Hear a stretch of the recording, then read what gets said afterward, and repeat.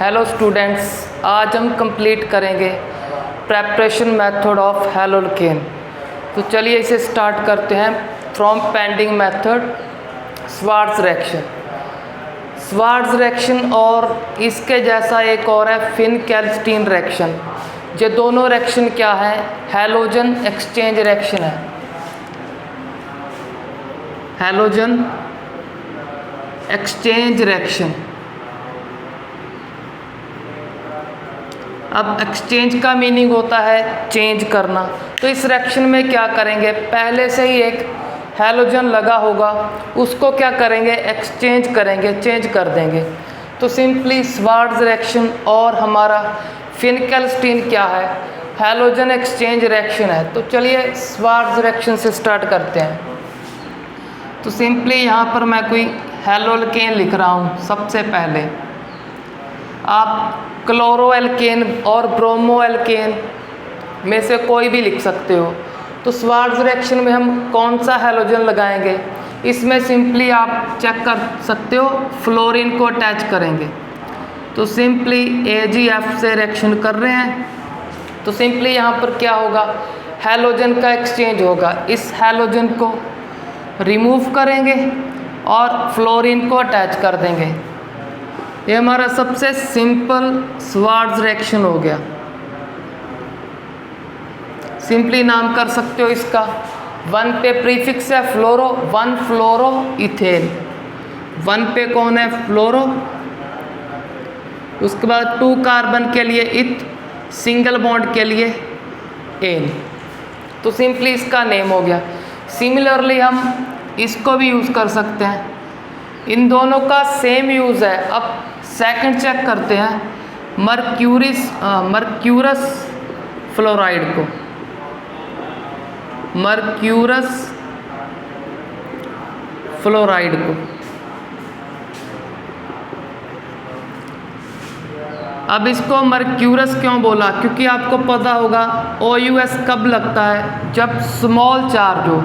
अब मरकरी पे आपको पता होना चाहिए, अगर नहीं पता तो आज बता रहा हूँ आपको। Mercury show only 2 charge. वो कौन से 2 चार्ज हैं जो मरकरी शो करता है, एक +1 दूसरा +2। अब इनमें से चेक करना है स्मॉल कौन है। जो स्मॉल है उसके नाम के लास्ट में आएगा OUS। तो सिंपली इसका नेम है मर्क्यूरस। इसका नेम क्या होगा, अगर जो चार्ज बड़ा है उसके नाम के पीछे आएगा IC। तो इसका सिंपली नेम मर्क्यूरिक, OUS को काट कर IC लगा देंगे। तो ये एक है हमारा मर्क्यूरिक। बट यहाँ पे इस कंपाउंड में चेक करो, फ्लोरीन का सभी बच्चों को पता है, एक फ्लोरीन पे -1 है, 2 पे क्या होगा, -2। तो उस टोटल -2 को बैलेंस करने के लिए एक मरकरी पे +1 होगा, 2 पे +1 टोटल +2 हो जाएगा। तो सिंपली जब भी कभी आपको मरकरी का ऐसा फॉर्मूला देखने को मिले, HgF2 Hg2Cl2, अगर 2 की फॉर्म में मरकरी का फॉर्मूला है, आपको कुछ नहीं करना, सीधा बता देना है कि मरकरी पे क्या है, एक मरकरी पे एक Hg पे +1 है। अगर सिंपली आपको मरकरी का फॉर्मूला ऐसे आया, तब आप चेक करो, अब Hg2 की फॉर्म में नहीं है, तो अब मरकरी पे +2 होगा। आप चेक भी कर सकते हो, +2 इसका है, Cl का -1 है, जो कि इसके पैर में मेंशन नहीं किया। तो सिंपली ये हमारा मरकरी का नॉलेज हो गया कि जब भी मरकरी को ऐसे 2 की फॉर्म में है, तो सिंपली बता सकते हो एक मरकरी पे +1 है, अगर 2 है 2 पे +2 हो जाएगा, +1 को ऐड कर देंगे। तो चलो अब सिंपली इसका रिएक्शन करते हैं कि अब इसकी हेल्प से हम स्वार्ट्ज रिएक्शन को कैसे करेंगे। सो सिंपली यहाँ पे कोई भी हैलोल्केन लिख रहा हूँ, पहले Cl था, चलो अब चेंज कर लेते हैं, Br लिख देते हैं। तो सिंपली क्या होगा, इस रिएक्शन में हैलोजन का एक्सचेंज होगा।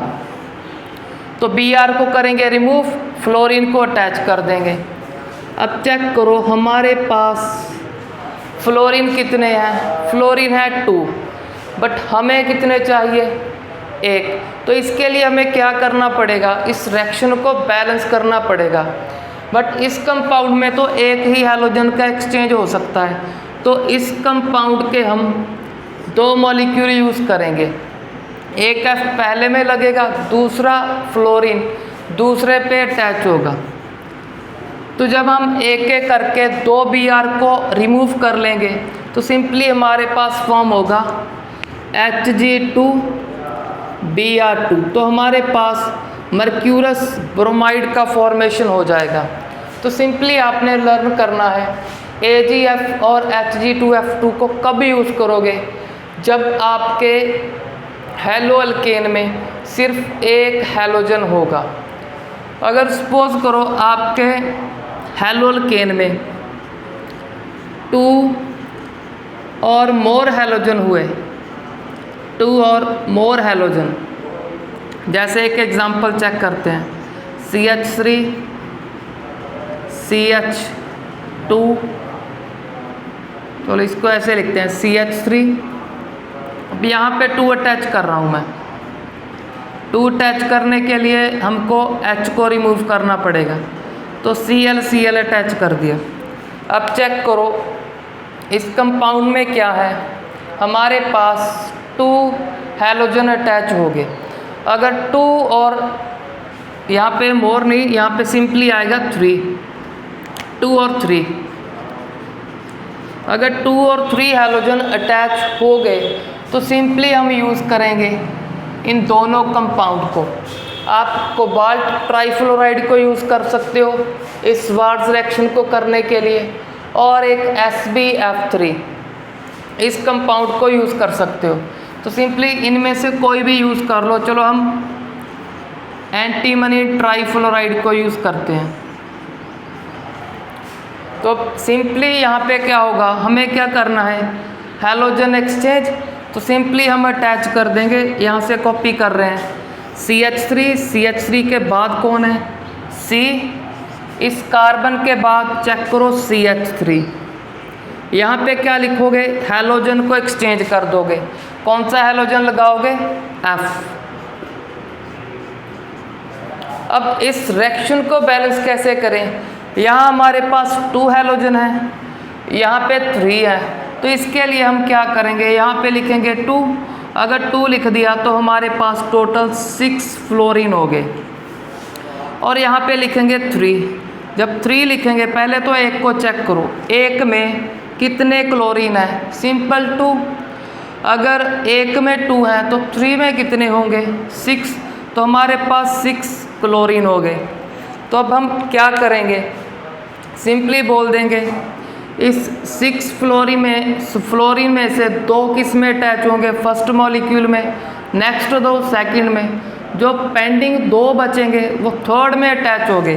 तो 3 लिख के इसको बैलेंस कर देंगे। तो सिंपली अब पहले SbF3 से पहले से भी 3 फ्लोरीन चले गए, दूसरे से भी चले गए। तो पहले पे भी क्या लगाएंगे, इस 6 में से 3 क्लोरीन को अटैच कर देंगे, जो पेंडिंग 3 बचेंगे वो दूसरे पे अटैच कर देंगे। सिंपली ये तो बैलेंसिंग है हमारी, वो तो आपको अच्छे से आती होगी। बस इसको याद ऐसे करना है, जब भी कभी 2 और 3 हैलोजन सेम कार्बन, एक कार्बन पे अटैच हो गए, तो सिंपली SbF3 और COF3 को हम यूज़ करेंगे फॉर स्वार्ट्ज रिएक्शन। तो सिमिलरली हम 3 क्लोरीन के लिए चेक करते हैं। अब आपने इसका IUPAC नेम करना हो तो खुद कर सकते हो। चलो इसका IUPAC नेम चेक करते हैं, 1, 2 और 3। प्रीफिक्स को किसी भी साइड से नंबरिंग कर लो, 2 आएगा। सबसे पहले प्रीफिक्स का नेम, प्रीफिक्स किस पोजीशन पे है, 2। अगर 2 प्रीफिक्स हैं तो पोजीशन को भी 2 बार ही लिखेंगे। तो सिंपली 2,2 कितने फ्लोरो हैं, डाई, 2 के लिए डाई फ्लोरो, फ्लोरो के बाद 3 कार्बन के लिए प्रोप, प्रोप के बाद सिंगल बॉन्ड के लिए एन। तो सिंपली हमारा हो गया 2,2 डाईफ्लोरोप्रोपेन। अब हम मूव करते हैं इसका लास्ट रिएक्शन जिसमें 3 हैलोजन अटैच होंगे on the same carbon atom.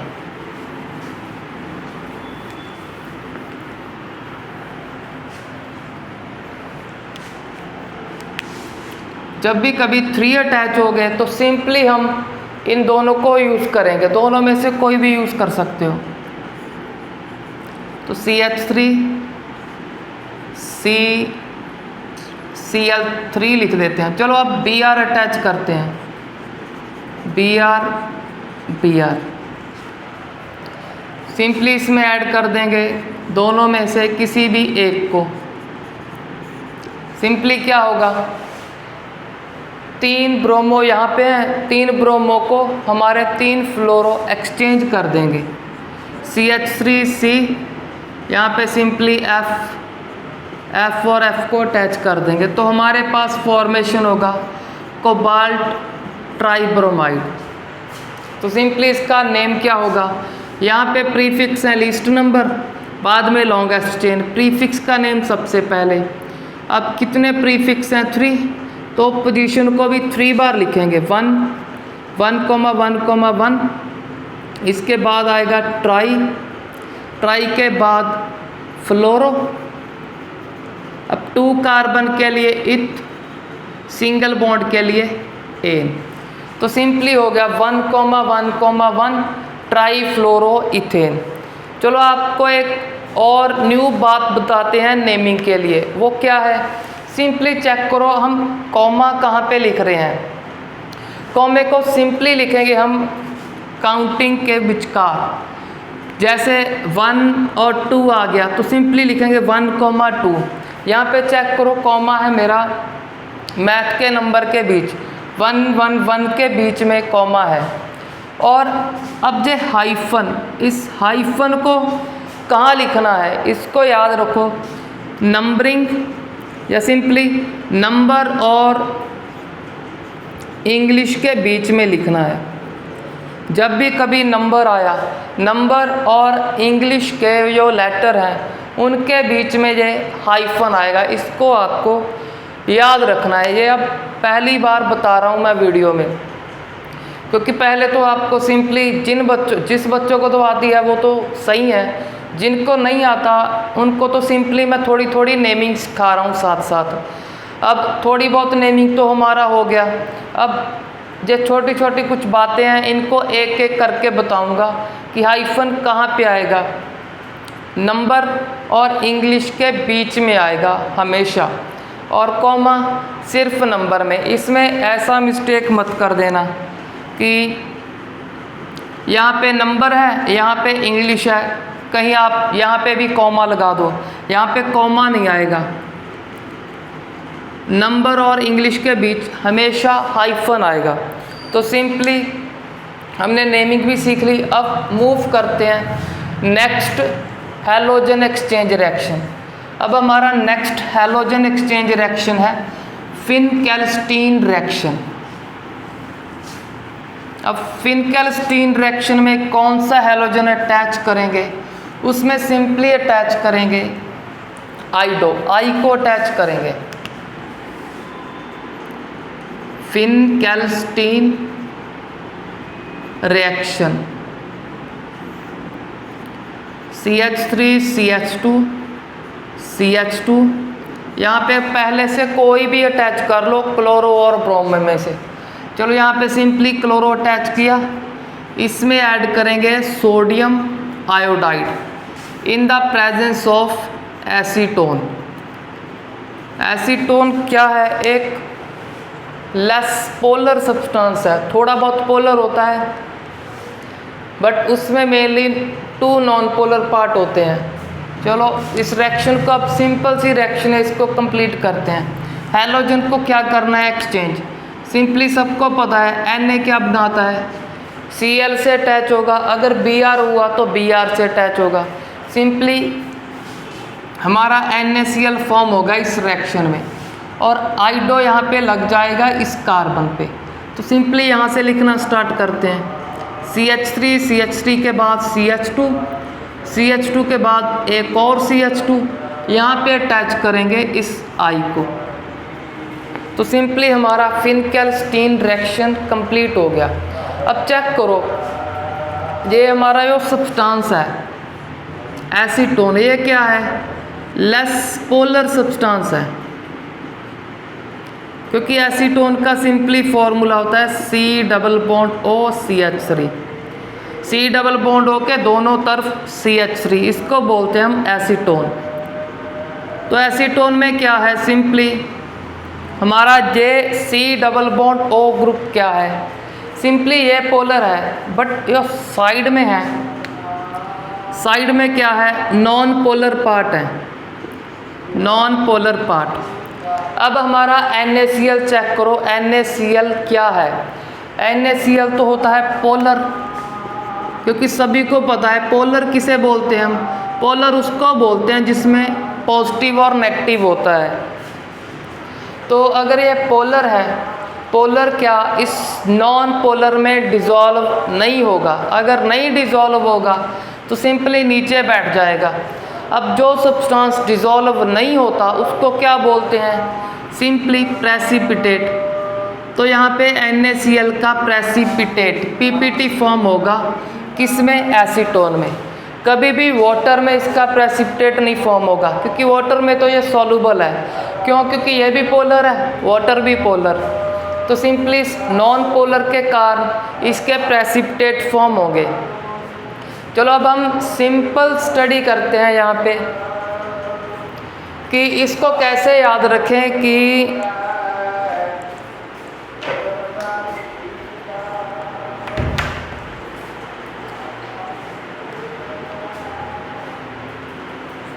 अब हम इसको सिंपली स्टडी करते हैं भी, इसे कैसे याद रखें कि श्वार्ट्ज रिएक्शन में किसको एक्सचेंज करना है, फिनकेल्स्टीन में किसको। तो सभी को पता है कि फ्लोरीन, क्लोरीन, ब्रोमीन, आयोडीन, इन सभी में से किसका साइज स्मॉल है? तो सिंपली फ्लोरीन का स्मॉल साइज। तो आयोडीन का सभी को पता है, जब भी हम डाउन द ग्रुप मूव करते हैं तो साइज क्या इंक्रीज होता है? तो इसका साइज क्या है? लार्ज। तो इसके लिए एक सिंपल ट्रिक है कि जिसका नेम बड़ा, जिस रिएक्शन का, उसमें हम लार्ज हैलोजन, बड़े हैलोजन को ही अटैच करेंगे, और जिसका नेम स्मॉल, चेक करो श्वार्ट्ज रिएक्शन क्या है? श्वार्ट्ज के स्पेलिंग कम है, जिस रिएक्शन के का नेम स्मॉल है उसमें स्मॉल ही हैलोजन को एक्सचेंज करोगे। तो इसको सिंपली हम ऐसे लर्न कर सकते हैं। अब हम बात करते हैं नेक्स्ट रिएक्शन की। सिंपली हमारा हैलोजन एक्सचेंज रिएक्शन तो कंप्लीट हुआ। अब लास्ट प्रेपरेशन मेथड है हमारा। अब last preparation method direct halogenation, उसका नेम है डायरेक्ट हैलोजिनेशन। आप उसको डायरेक्ट हैलोजिनेशन और सब्स्टिट्यूशन ऑफ हैलोजन कुछ भी आप बोल सकते हो। तो चलो हम लिख देते हैं इसको, हैलोजिनेशन लिख देते हैं, हैलोजिनेशन रिएक्शन। इसमें सिंपली हैलोजन का सब्स्टिट्यूशन होगा। तो सिंपली हम क्या करेंगे, किसी एल्केन में हैलोजन को ऐड करेंगे। चलो ये तो मीथेन हो गया। हम 2 कार्बन से एग्जाम्पल स्टार्ट करते हैं, सिंपली इथेन से स्टार्ट करते हैं इसे।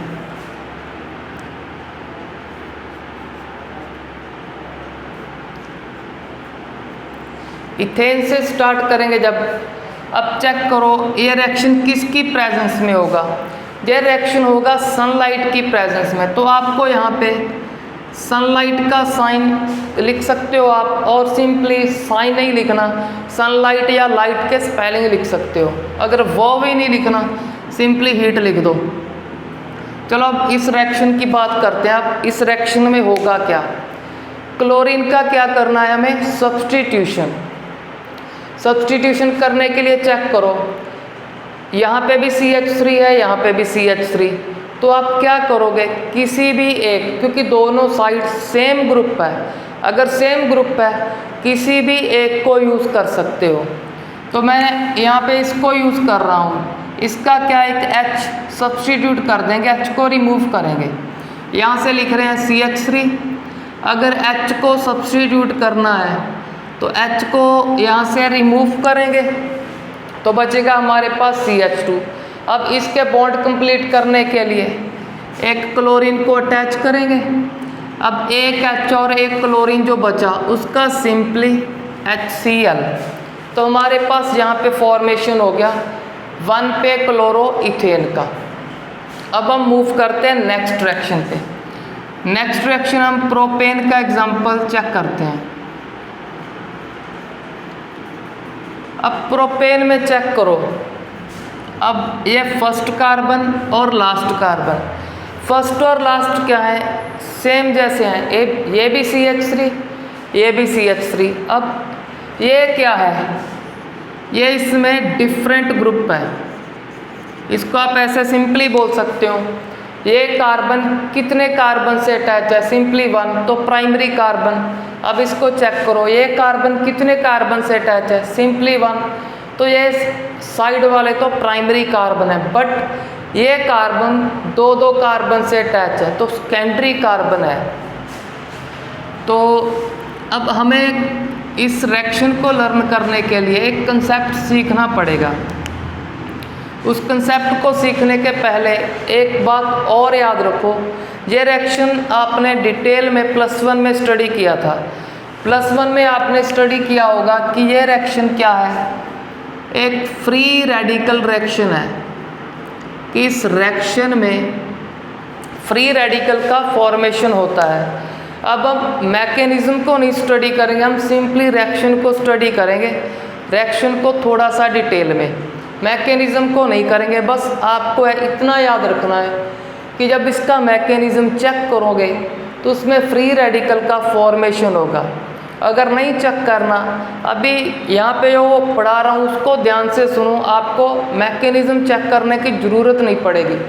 सिंपल इतना लर्न कर लो कि इस रिएक्शन में फ्री रेडिकल का फॉर्मेशन होता है। अगर फ्री रेडिकल का फॉर्मेशन होता है तो इसका नाम क्या होगा, चेक करो किया क्या है हमने, सब्स्टिट्यूशन। तो इसका सिंपली नेम क्या है, फ्री रेडिकल सब्स्टिट्यूशन रिएक्शन। तो हम एक फ्री रेडिकल सब्स्टिट्यूशन रिएक्शन का एग्जाम्पल स्टडी कर रहे हैं। तो अब इसमें चेक करते हैं हम किसी और एग्जाम्पल से।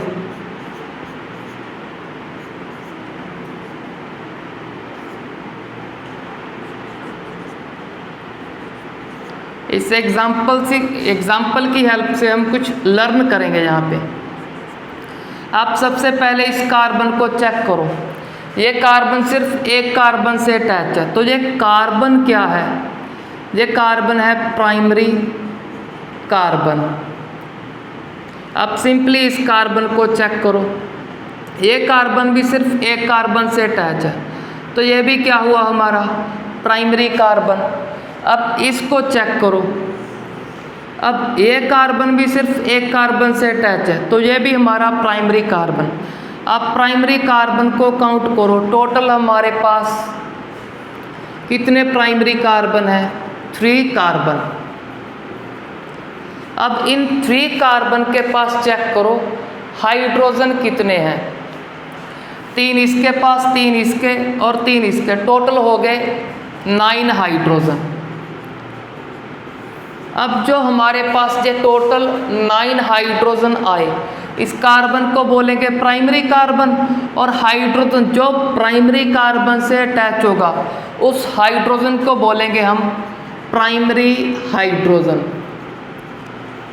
तो हमारे पास प्राइमरी हाइड्रोजन का काउंटिंग हो गया इस कंपाउंड में 9। अब चेक करो इस कार्बन को, ये कार्बन 1 और 2 सिर्फ 2 कार्बन से अटैच है, तो ये हमारा हो गया सेकेंडरी कार्बन। अब सेकेंडरी कार्बन के पास कितने हाइड्रोजन है, 2। अब ये दोनों के दोनों हाइड्रोजन क्या है, ये दोनों हाइड्रोजन है सेकेंडरी हाइड्रोजन। अब इसको चेक करो, अब ये जो कार्बन बचा हमारे पास, ये कार्बन 1, 2 और 3 कार्बन से अटैच है। तो ये क्या हमारे पास टर्शरी कार्बन। अगर टर्शरी कार्बन है, हाइड्रोजन चेक करो कितने हैं इसके पास, ओनली 1। तो हमारे पास एक हाइड्रोजन ऐसा है जो टर्शरी हाइड्रोजन है। तो अब हम बाद में वापस आते हैं इस फ्री रेडिकल पे। अब फ्री रेडिकल को हमने अच्छे से स्टडी किया है कि सबसे स्टेबल फ्री रेडिकल कौन सा होता है, टर्शरी फ्री रेडिकल से कम स्टेबिलिटी सेकेंडरी की और सेकेंडरी से कम प्राइमरी की। अब चेक करो, जब आप यहाँ से लर्न कर लेते हैं। अब अगर आप किसी भी प्राइमरी कार्बन का प्राइमरी हाइड्रोजन रिप्लेस करोगे तब क्या होगा आपके पास, रिएक्शन तो फ्री रेडिकल है तो फ्री रेडिकल का फॉर्मेशन होगा। अब जिस कार्बन पे फ्री रेडिकल है वो कार्बन सिर्फ एक से अटैच है, तो सिंपली हमारे पास प्राइमरी फ्री रेडिकल का फॉर्मेशन हुआ। अब सभी को पता है primary free radical less stable है, अगर लेस स्टेबल है तो लेस ही अमाउंट में फॉर्म होगा।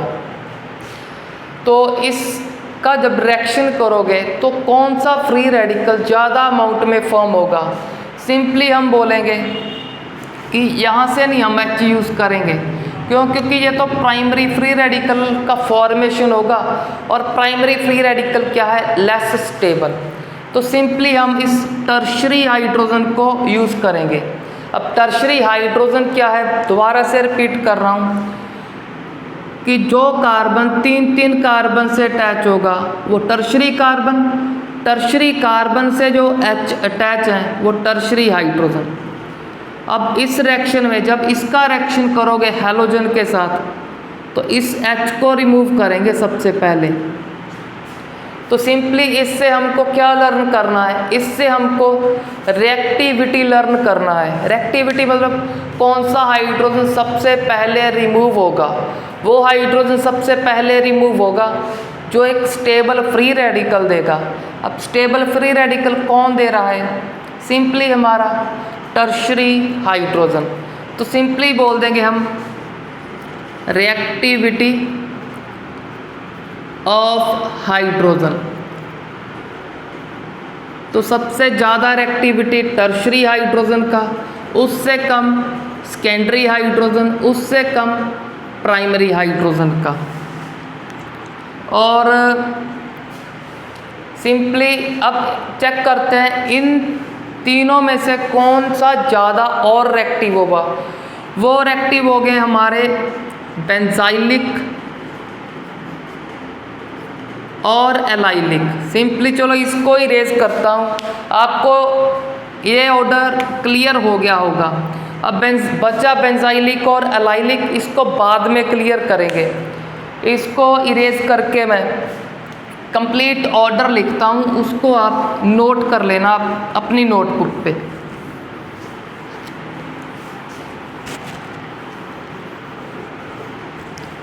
सबसे ज़्यादा रिएक्टिव बेंजाइलिक हाइड्रोजन और एलाइलिक हाइड्रोजन का रिएक्टिविटी ऑलमोस्ट सेम होता है और इन तीनों से ज़्यादा होता है। क्यों? क्योंकि इन हाइड्रोजन के रिमूव होने के बाद जो फ्री रेडिकल फॉर्म होगा वो फ्री रेडिकल इन सभी से स्टेबल होगा। तो सिंपली अब मूव करते हैं इस पे। अब ये दोनों तो सेम है क्योंकि दोनों प्राइमरी कार्बन, ये भी प्राइमरी हाइड्रोजन, ये भी प्राइमरी हाइड्रोजन। तो ये क्या है, सेकेंडरी कार्बन, तो ये सेकेंडरी हाइड्रोजन। कौन सा ज़्यादा रिएक्ट करेगा, सेकेंडरी हाइड्रोजन, क्योंकि इसके जाने के बाद हमें सेकेंडरी फ्री रेडिकल बनेगा, वो स्टेबल है। अगर स्टेबल है तो वो ही ज़्यादा अमाउंट में फॉर्म होगा। सिंपली चेक करते हैं CH3 मैंने आपको बता दिया ये रिएक्शन क्या है, एक फ्री रेडिकल सब्स्टिट्यूशन है। तो यहाँ पे सिंपली फ्री रेडिकल आपको शो कर देते हैं।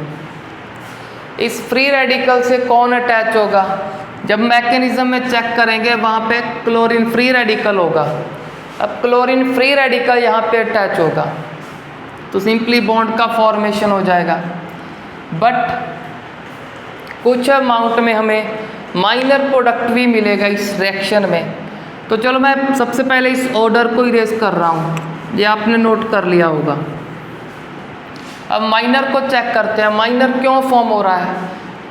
माइनर इसके कारण फॉर्म होगा। अब चेक कर लो, किसी भी एक पोजीशन से रिमूव कर लो H को, तो सिंपली CH3 CH2 CH2, यहाँ पे फ्री रेडिकल कौन अटैच होगा उससे, एक Cl।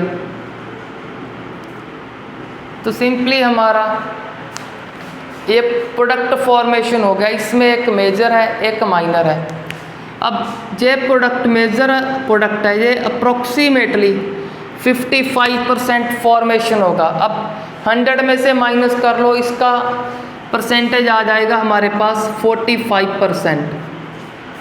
अब आपको अच्छे से क्लियर है कि ये मेजर ज़्यादा अमाउंट में क्यों है, वो कम अमाउंट में क्यों है, इसका क्लियरेंस आपको कर दिया। It is totally depend upon the stability of free radical. अब मूव करते हैं नेक्स्ट एग्जाम्पल पे। अब हमारा नेक्स्ट एग्जाम्पल सिमिलरली चेक करो, ये कार्बन और ये कार्बन दोनों क्या हो गए, प्राइमरी कार्बन। तो जब हम क्लोरीनेशन, चलो आप ब्रोमिनेशन कर लेते हैं क्योंकि हम हैलोजिनेशन स्टडी कर रहे हैं। हैलोजिनेशन में आप क्लोरीन ब्रोमीन आयोडीन किसी को भी ऐड कर सकते हो। क्लोरीन का एग्जाम्पल तो हो गया, अब ब्रोमीन का।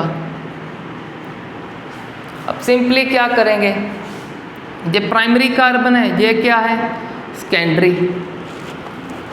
तो सिंपली सेकेंडरी में से कोई भी एक कार्बन के हाइड्रोजन को यूज़ करेंगे, किसी एक को, क्योंकि दोनों सेम तो है तो किसी को भी यूज़ कर लो आप। चलो हम इसको यूज़ करते हैं, यहाँ से लिखते हैं CH3, CH3 के बाद CH2, CH2 के बाद नेक्स्ट CH2, इसका H रिमूव कर देंगे क्योंकि यहाँ पे सब्सटीट्यूशन करेंगे किसका, Cl का। और Cl नहीं, सॉरी, यहाँ पे Br है तो Br का। अब हमारे पास बचा एक Br, वो इस H के साथ जाएगा। वो HBr क्या है, एक साइड प्रोडक्ट आपको मेंशन करना है, कर सकते हो, नहीं करना तो ना करो। अब बात करते हैं नेक्स्ट प्रोडक्ट की। नेक्स्ट प्रोडक्ट में क्या करेंगे, सेकेंडरी हाइड्रोजन को तो यूज़ कर लिया ड्यू टू हाई रिएक्टिविटी। अब जिसकी रिएक्टिविटी कम है उसको यूज़ करते हैं क्योंकि उसका भी कुछ ना कुछ प्रोडक्ट होगा, माइनर प्रोडक्ट। अब उस माइनर प्रोडक्ट की बात करते हैं। किसी एक हाइड्रोजन को आप रिमूव कर सकते हो, चाहे इस ग्रुप से कर लो चाहे इससे, क्योंकि दोनों सेम है, किसी को भी यूज़ कर लो। चलो मैं इसको यूज़ करूँगा तो वहाँ से कॉपी करते हैं, CH3 के बाद CH2, फिर CH2, लास्ट में CH2 पे अटैच कर देंगे Br। अब कुछ बच्चे ऐसे सोच रहे होंगे, एक Br तो यहाँ पे अटैच कर दिया, बचा Br जो यहाँ से H निकाला था उसके साथ लगा दिया, जो साइड प्रोडक्ट लिखा नहीं, चलो लिख देते हैं। अब Br तो यूज़ हो गया, वहाँ पे कैसे Br आ गया, सिंपली यहाँ पे 2 अटैच कर लेना। जब 2 अटैच यहाँ पे आपने 2 राइट कर लिया, चलो अब 2 नहीं लिखते, 2 मेंशन कर दिया आपको, एक तो यूज़ हो गया। अब दूसरा यूज़ करेंगे, दूसरे का एक Br एक H के साथ लगाएंगे तो हमारे पास एक HBr पहले था, एक और आ जाएगा, तो सिंपली लिख देंगे 2HBr और बचा Br इसमें से यहाँ पे अटैच कर दिया हमने। तो वो तो बैलेंसिंग है, आप खुद कर सकते हो उसको। चलो इस साइड प्रोडक्ट को भी मैंने काट दिया। अब सिंपली हमको क्लियर है इनमें से मेजर प्रोडक्ट कौन है, सिंपली हमारा सेकेंडरी हाइड्रोजन का रिएक्टिविटी मोर था। क्यों, क्योंकि सेकेंडरी फ्री रेडिकल का फॉर्मेशन होगा इसमें, तो इसका स्टेबिलिटी मोर होने के कारण तो सेकेंडरी हाइड्रोजन का रिएक्टिविटी मोर है, तो ये प्रोडक्ट मेजर। अब इसका अमाउंट कितना होगा, इसका 72%। अब इसका चेक करो, 100 में से माइनस कर लो, सिंपली आ जाएगा 28%। अब चेक करो ऊपर रिएक्शन में जो मेजर प्रोडक्ट है वो 55% है ओनली। बट इसमें जो मेजर प्रोडक्ट है वो 72 हो गया, इंक्रीज कर गया उसका अमाउंट, और माइनर का डिक्रीज कर गया। चलो माइनर को छोड़ो, हम स्टडी करते हैं मेजर को, कि अब यहाँ पे मेजर प्रोडक्ट कम है, यहाँ पे मेजर प्रोडक्ट थोड़ा ज़्यादा फॉर्म हो गया। तो ऐसा क्यों हुआ? तो सिंपली हमारा जो मेजर प्रोडक्ट है वो डिपेंड करता है 2 फैक्टर पे। वो कौन कौन से 2 फैक्टर है? एक तो टाइप ऑफ हाइड्रोजन, एक फैक्टर तो ये हो गया टाइप ऑफ हाइड्रोजन। अब दूसरा फैक्टर क्या है? दूसरा फैक्टर है number of hydrogen atom, number of hydrogen atom. अब चेक करो, यहाँ पे हमारे पास सेकेंडरी हाइड्रोजन कितने हैं? सबसे पहले रिवाइज करा रहा हूँ, जो कार्बन 2 कार्बन से अटैच है सेकेंडरी कार्बन के साथ जो H है सेकेंडरी हाइड्रोजन। तो हमारे पास सेकेंडरी हाइड्रोजन कितने हो गए? सिंपली इसमें 4, इसमें चेक करो, ये कार्बन 2 से अटैच है, सिर्फ ये कार्बन, तो सेकेंडरी हाइड्रोजन कितने हैं? ओनली 2। अब इसमें क्या है? सेकेंडरी हाइड्रोजन का नंबर ऑफ हाइड्रोजन मोर है। अगर नंबर ऑफ हाइड्रोजन मोर है तो अमाउंट भी इससे क्या होगा? मोर।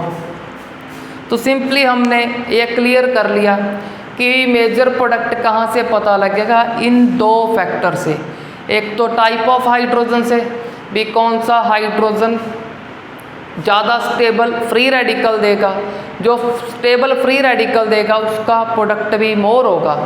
दूसरा, उस हाइड्रोजन की नंबरिंग पे, जितने ज़्यादा हाइड्रोजन हुए उतना प्रोडक्ट का ये अमाउंट इंक्रीज करता रहेगा। सिंपली इस परसेंटेज से मैंने आपको इस कंसेप्ट को सिखाना था, तो मैंने यहाँ पे परसेंटेज लिख दिया। अगर आप एग्ज़ाम में परसेंटेज को भूल गए तो सिंपली आपने यहाँ पे मेजर और यहाँ पे माइनर लिखना है, बट रॉन्ग परसेंटेज को नहीं लिखना। अगर गलत परसेंटेज लिखोगे तो आपके मार्क्स कट हो जाएंगे। तो सिंपली मेजर और माइनर लिख दो, आपको फुल मार्क्स मिलेंगे।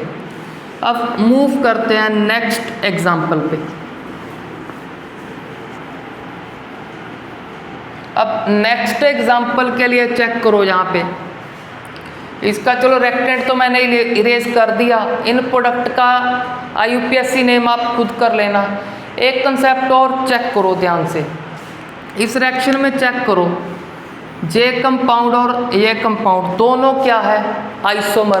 क्यों? क्योंकि दोनों का मॉलिक्यूलर फॉर्मूला सेम है। मॉलिक्यूलर फॉर्मूला का मीनिंग कार्बन, हाइड्रोजन और हैलोजन दोनों में सेम है, बट स्ट्रक्चर का डिफरेंस है। कैसे डिफरेंस किया? हैलोजन का पोजीशन एक्सचेंज कर दिया, यहाँ पे 2 है, वहाँ पे 1, तो पोजीशन आइसोमर है। अब चलो ये तो आपको क्लियर था कि आइसोमर क्या होता है।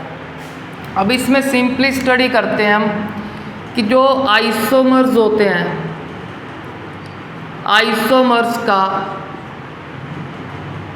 जो बॉइलिंग पॉइंट होता है, बॉइलिंग पॉइंट ऑलमोस्ट सेम होता है, ऑलमोस्ट सेम होता है। थोड़ा बहुत डिफरेंस होगा बट क्लोज होंगे एक दूसरे के। तो जब बॉइलिंग पॉइंट सेम है तो हमारे पास, सपोज करो हमने इस रिएक्शन से फॉर्मेशन करना था 2 ब्रोमो ब्यूटेन का, बट हमें पता है इस रिएक्शन में ये भी फॉर्म होगा, तो हमारे पास क्या है? एक मिक्सचर है। अब उस मिक्सचर में से हमें क्या चाहिए? ओनली सपोज करो 2 ब्रोमो ब्यूटेन। तो हमको क्या करना पड़ेगा? इनको सेपरेट करना पड़ेगा हमको। बट जो आइसोमर्स होते हैं उनका बॉइलिंग पॉइंट सेम है। अगर सेम है तो इनको सेपरेट करना डिफ़िकल्ट है।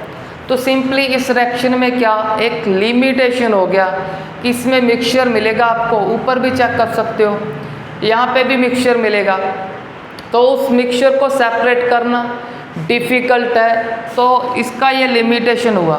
बट इस लिमिटेशन के कारण भी ये रिएक्शन कभी कभी हमारे लिए यूज़फुल है। कहाँ पे यूज़फुल है उसको चेक करते हैं। अब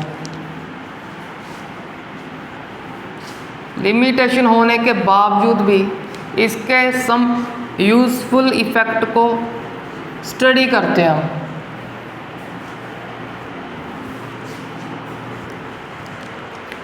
सिंपली अब हम बात करते हैं उस कंपाउंड की जहाँ पे सिंपली कोई आइसोमर का फॉर्मेशन ही नहीं होगा। चेक करो, यहाँ पे जो सभी कार्बन है, सभी कार्बन एक कार्बन से अटैच है और J44 से अटैच है, बट इसके पास H नहीं है, तो सिंपली कोई प्राइमरी सेकेंडरी टर्शरी हाइड्रोजन नहीं है, तो यहाँ पे तो कोई सब्स्टिट्यूशन होगा नहीं। सब्स्टिट्यूशन होगा यहाँ पे अब कोई भी कार्बन का हाइड्रोजन यूज कर लो तो प्रोडक्ट क्या सेम ही मिलेगा। तो यहाँ पे क्या है, कोई मिक्सचर नहीं मिलेगा हमें, सिंपली एक प्रोडक्ट मिलेगा, वो भी 100%। तो सिंपल ये रिएक्शन हमारा यहाँ पे क्या है, यूजफुल हो गया।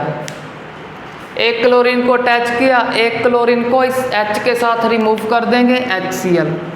अब सिंपल इसका नेम के लिए क्या करेंगे, लॉन्गेस्ट चेन चेक करो 1 2 और 3, इसको चेक करो 1 2 और 3। सिंपल इसको सिलेक्ट करेंगे। क्यों सिलेक्ट करेंगे ये आपको बता रहा हूँ। चेक करो इस चेन में कितने प्रीफिक्स हैं, 1 2 3। जिस चेन में ज़्यादा सब्स्टिट्यूएंट हो, सब्स्टिट्यूएंट सिंपली प्रीफिक्स बोल सकते हो आप, जिस चेन में ज़्यादा सब्स्टिट्यूट हो उस चेन को ही आपको सिलेक्ट करना है। आपको किसी रॉन्ग चेन को सिलेक्ट नहीं करना।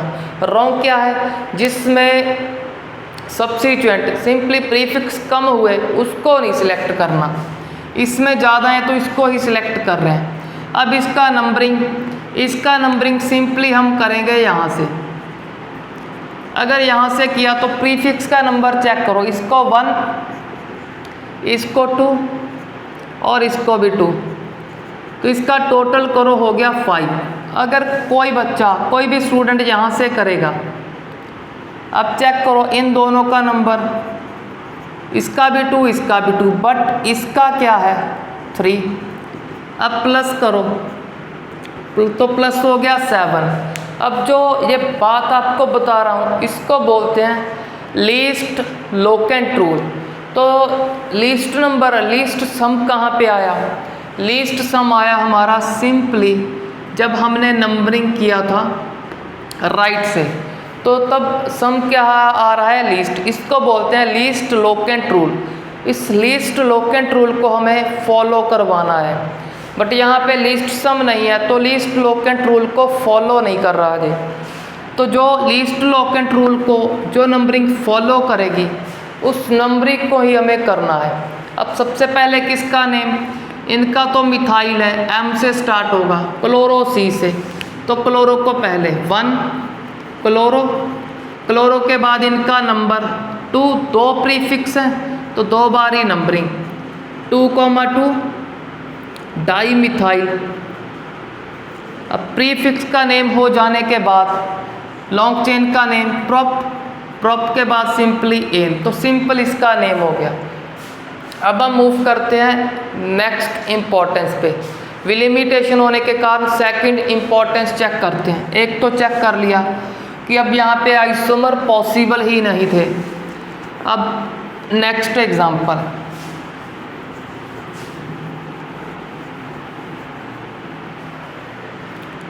अब इसका नेक्स्ट एग्जांपल हम चेक करते हैं मीथेन का। तो सिंपली यहाँ पे क्या होगा, CH3Cl प्लस क्या होगा, एक HCl, क्योंकि एक Cl को सिंपली सब्स्टिट्यूट करोगे, एक H रिमूव किया, वो हमारे पास जो Cl बचा लेफ्ट उससे अटैच करेंगे, तो हमारे पास सिंपली क्या क्लोरोमीथेन का फॉर्मेशन होगा, सिंपल सिंगल प्रोडक्ट का। बट जब आप इस क्लोरीन को एक्सेस में यूज़ करते हो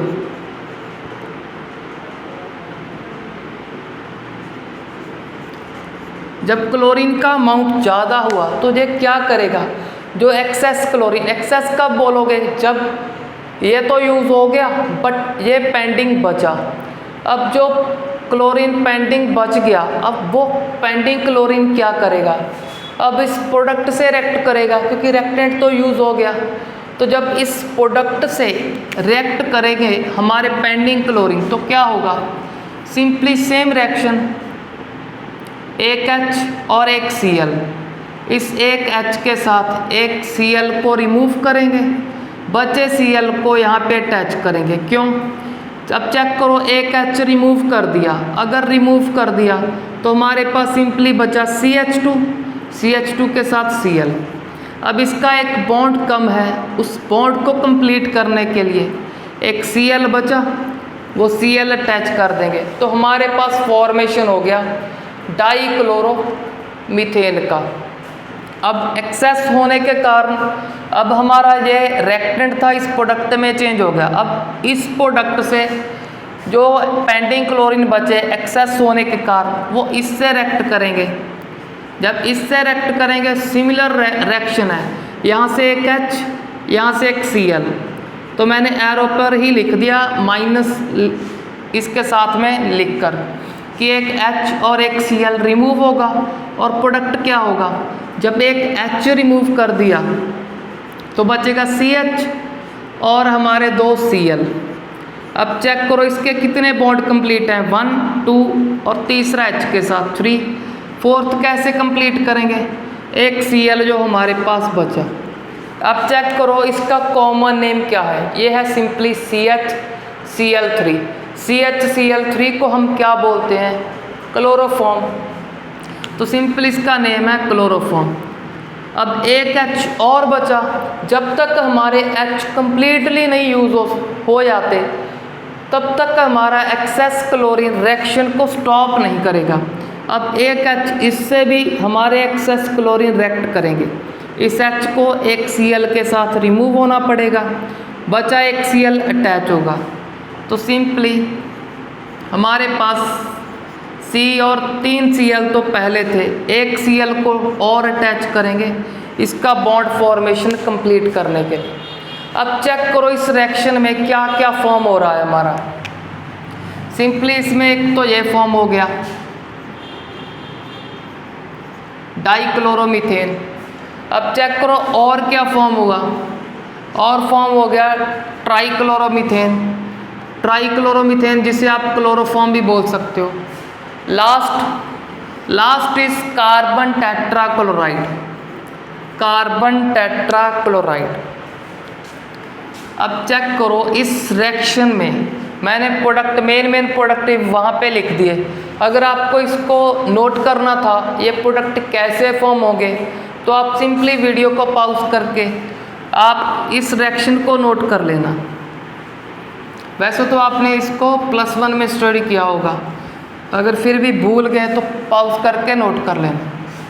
चलो अब बात करते हैं इस रिएक्शन में। चेक करो इस रिएक्शन में भी हमको क्या मिल गया, रिएक्शन में मिल गया मिक्सचर ऑफ प्रोडक्ट। अब अगर मिक्सचर है, अब सपोज करो हमको मिक्सचर में चाहिए ओनली दिस कंपाउंड, तो हमको फिर से सेपरेट करना पड़ेगा, सेपरेट तो करना ही पड़ेगा जब मिक्सचर है। तो इसको कैसे बोल रहे हैं कि ये क्या है, इस रिएक्शन का बेनिफिट है। अब बेनिफिट कैसे है वो चेक करो, इस रिएक्शन में चेक करो 1 2 और 3 4 चारों को चेक करो क्या आइसोमर हैं। ये आइसोमर कहने के लिए क्या होना चाहिए, सेम मॉलिक्यूलर फॉर्मूला, जितने कार्बन हाइड्रोजन क्लोरीन फर्स्ट में है उतने ही सेकंड में, उतने ही थर्ड में। चेक करो एक क्लोरीन यहाँ पे 2, यहाँ पे 3, यहाँ पे 4, तो आइसोमर तो नहीं है। अगर आइसोमर नहीं है तो इस मिक्सचर को सेपरेट करना इजी है, सेपरेशन इज इजी। वाई, क्योंकि अगर आइसोमर होते तो बॉइलिंग पॉइंट ऑलमोस्ट सेम होता, बट यहाँ पे तो आइसोमर नहीं है। इसका वेट का डिफरेंस आप खुद चेक कर सकते हो, वेट का मोलर मास का डिफरेंस बहुत ज़्यादा है, क्योंकि इसका 35.5 होगा, इसका 12, इस 3 हाइड्रोजन का 3, उसको प्लस करना, फिर इससे कंपेयर करना।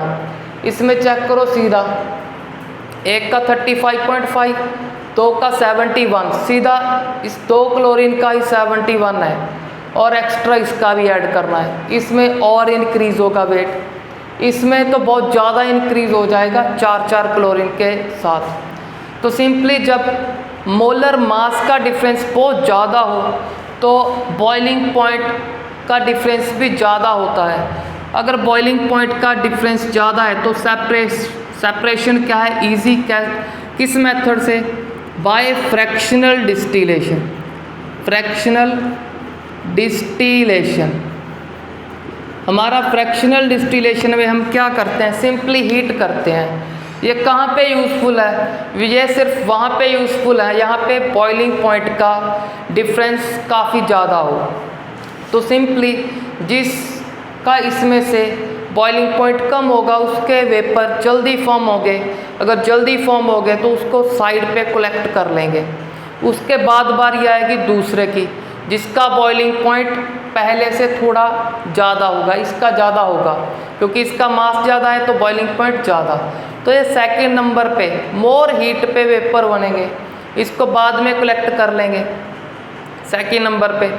और जब और हीट मिलेगा थर्ड पे इसके वेपर्स फॉर्म हो गए तो इसको कलेक्ट कर लेंगे।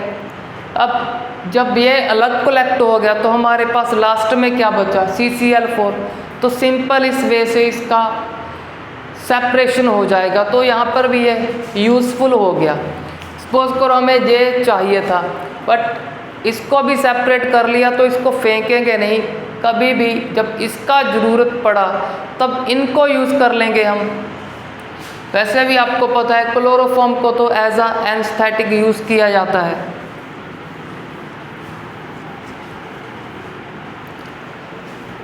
चलो अब मूव करते हैं एक और नेक्स्ट रिएक्शन पे। अब नेक्स्ट रिएक्शन है हमारा इस टॉलुइन के साथ। सभी बच्चों को पता होगा जब रिंग पे CH3 अटैच कर दिया तो उसको हम सिंपली बोलते हैं टॉलुइन। आप इसको मिथाइल बेंजीन भी बोल सकते हो, दोनों नेम सही हैं। वैसे टॉलुइन इसका फेमस नेम है।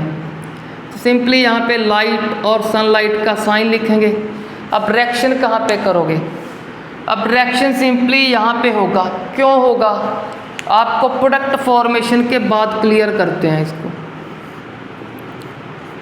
जब यहाँ पे सब्स्टिट्यूशन करेंगे एक H को हटा देंगे, जो H हटाया एक Cl के साथ लगाएंगे, ये तो HCl लिख दिया। अब पेंडिंग Cl को यहाँ पे अटैच करेंगे। अब चेक करो मैंने यहाँ पे ही अटैच क्यों किया, क्योंकि चेक करो रिंग के ऊपर एक कार्बन और उस कार्बन के साथ 2 हाइड्रोजन है, तो ये हमारा क्या है, ये है हमारा बेंजाइल। और बेंजाइल के साथ क्या अटैच किया, क्लोराइड। अब इसको बेंजाइल क्यों बोलते हैं, due to benzylic carbon. Benzylic carbon के कारण ही इस ग्रुप को बेंजाइल बोल रहे हैं हम। मैंने आपको एक ऑर्डर लिखा था, ऑर्डर में क्या लिखा था कि जो बेंजाइलिक हाइड्रोजन होंगे, चेक करो जहाँ पे जो बेंजाइलिक हाइड्रोजन होंगे वो सबसे ज़्यादा रिएक्टिव होंगे। क्यों, उसका कारण चेक करो। अब हमने स्टार्टिंग में स्टडी तो कर लिया, ये रिएक्शन क्या है, इसमें फ्री रेडिकल का फॉर्मेशन होगा। जब बेंजाइलिक हाइड्रोजन रिमूव होगा तो हमारे पास किसका फॉर्मेशन हुआ, बेंजाइल फ्री रेडिकल का। अब जो बेंजाइल फ्री रेडिकल है वो रेजोनेंस के कारण, ड्यू टू रेजोनेंस, बहुत ही ज़्यादा स्टेबल है। तो इसकी स्टेबिलिटी अगर ज़्यादा है तो इस जहाँ से H बड़ी आसानी से रिमूव होगा। अगर आसानी से रिमूव होगा तो सिंपली बोल देंगे बेंजाइलिक हाइड्रोजन का रिएक्टिविटी ज़्यादा है। अगर ज़्यादा रिएक्टिविटी तो प्रोडक्ट भी मोर ही फॉर्म होगा हमारे पास बेंजाइलिक हाइड्रोजन वाला। अब सिंपली हम यहाँ से H को रिमूव नहीं करेंगे, क्योंकि अगर यहाँ से H रिमूव करोगे वो तो क्या हमारे पास बेंजीन का फ्री रेडिकल फॉर्म होगा, बट जो बेंजीन का फ्री रेडिकल है वो स्टेबल नहीं होता। चलो अब मूव करते हैं इसका लास्ट रिएक्शन पे। लास्ट रिएक्शन सिंपली एलाइलिक का एग्जाम्पल लेते हैं। चलो एलाइलिक का एग्जाम्पल आप खुद ट्राई करना, आपके लिए मैं उस रिएक्शन को लिख देता हूँ एक बार कि आपने खुद कंप्लीट करना है।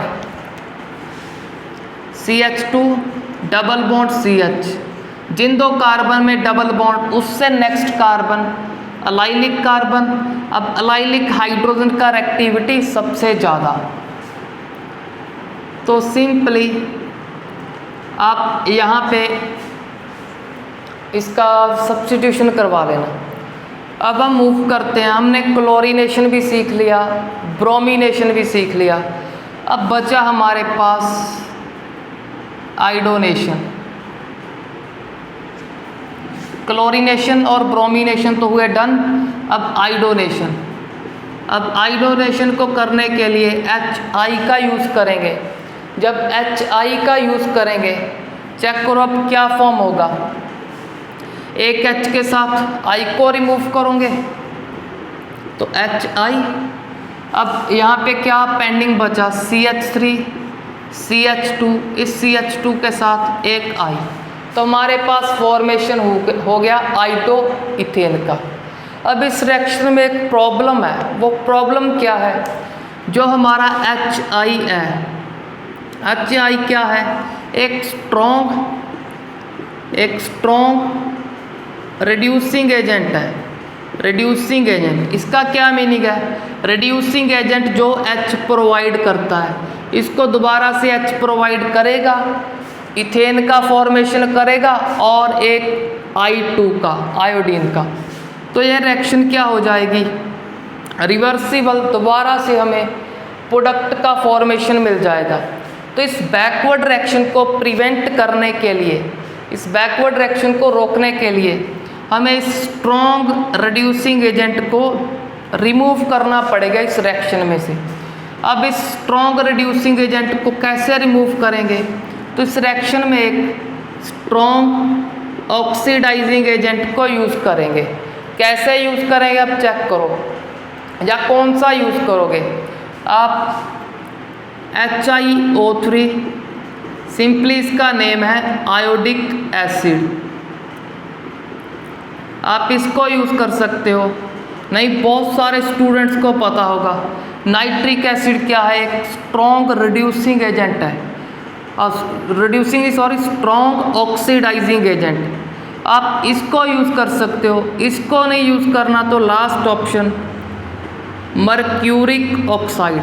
अब मर्क्यूरिक क्यों बोल रहा हूँ, क्योंकि ऑक्सीजन के पास -2, तो मर्क्यूरी के पास क्या होगा +2। +2 क्या है, बड़ा चार्ज। आपको इस वीडियो के स्टार्टिंग में बताया था, बड़े चार्ज के लास्ट में IC आता है। अगर IC आएगा तो ये क्या है हमारा मर्क्यूरिक, सिंपली O ऑक्साइड। तो सिंपली हम इनको यूज़ कर लेंगे। ये क्या करेंगे, स्ट्रॉन्ग रिड्यूसिंग एजेंट के एक्शन को ख़त्म कर देंगे। कैसे, क्योंकि ये रिड्यूसिंग एजेंट है, ये ऑक्सीडाइजिंग एजेंट, ऑपोजिट करैक्टर है, ऑपोजिट करैक्टर एक दूसरे को ख़त्म कर देगा। कैसे अब चेक करते हैं। फर्स्टली सपोज करो हमने इसको यूज़ कर लिया इस रिएक्शन में, एरो पे लिख देना HiO3, तब क्या होगा, जो इस रिएक्शन में रिड्यूसिंग एजेंट का फॉर्मेशन हुआ वो रिड्यूसिंग एजेंट इसके साथ रिएक्ट करेगा। इसके लिए आपको याद करना है I का तो फॉर्म होगा I2, अगर I का I2 फॉर्म होगा, अब चेक करो क्या पेंडिंग बचा पेंडिंग हाइड्रोजन और hydrogen, hydrogen and oxygen. Check कर लो, इस रिएक्शन में हाइड्रोजन ऑक्सीजन है। अब हाइड्रोजन और ऑक्सीजन क्या फॉर्म करते हैं, सभी को पता है, वाटर। तो सिंपली ये रिएक्शन कंप्लीट हो गया। एक बात को लर्न करना है बस, I का क्या होगा, I2 फॉर्म होगा, बाकी वाटर। और नेक्स्ट में चेक करते हैं आई का फिर से I2